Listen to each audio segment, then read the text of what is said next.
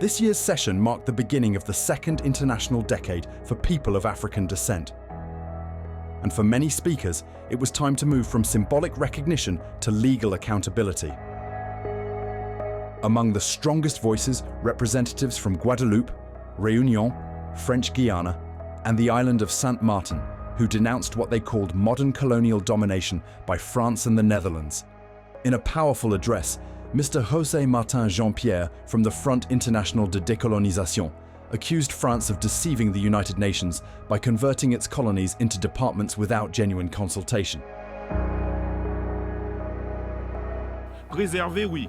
Regardez le vaudou, le quimbois, les contes, la gastronomie. Yes, preserved. Look at Vodou, Quimbois, our folktales, our cuisine, capoeira, guoca.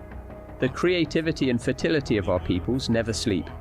Denied by a West whose greatest mistake was to view itself as the sole and absolute mirror of civilization. The only form, the only model of humanity. Worse still, some base their own salvation on denying our very existence as a people, claiming the right to dissolve us, to absorb us, under the guise of integration. But to what end? Exclusion has been the only true mode of relation. It is true that the West has attempted to confront its own demons, but these battles are doomed to fail so long as they remain rooted in an imagination defined by domination. To rehumanize, we must repair, and we must complete the decolonization of those territories still under foreign rule. Il faut réparer et terminer la décolonisation des territoires encore sous domination. From Guadeloupe, Florent Ali Meril of the Union Populaire called on the international community to honor the pain and memory of enslaved ancestors by pushing for independence and reparatory justice. La Guadeloupe est un archipel aux nombreuses richesses. Guadeloupe is an archipelago, rich in resources, a land of culture and history.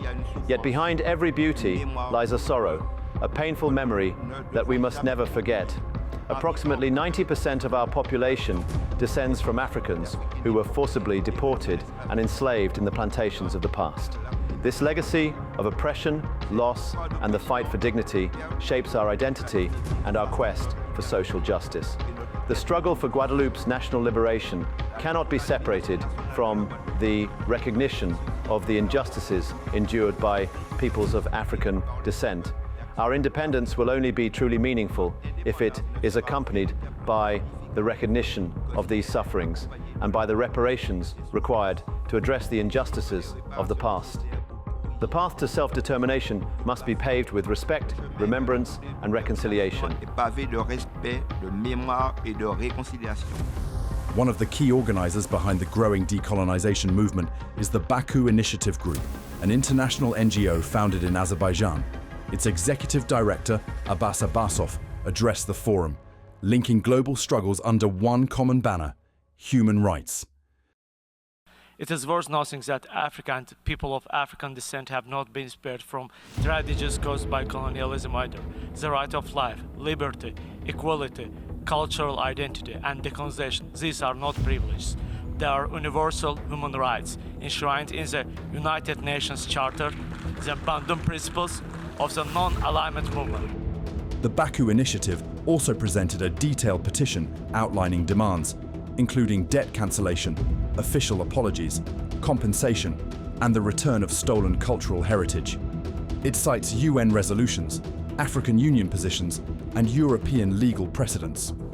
Elsewhere, groups like Kaobuntu from Réunion and One Saint Martin Association accused France and the Netherlands of continuing colonial rule through modern legal and economic systems, describing the situation as injustice without end. For many speakers, education remains a battleground. In Guadeloupe, public schooling was described as a colonial instrument that denies Afro-descendant youth their history and future. The message from this year's forum was clear.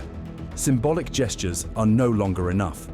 From Saint Martin to Réunion, Guadeloupe to French Guiana, the demand is for recognition, redress, and real sovereignty. As the second international decade begins, activists say the world must confront not just the shadows of the past, but the structures still standing in the present.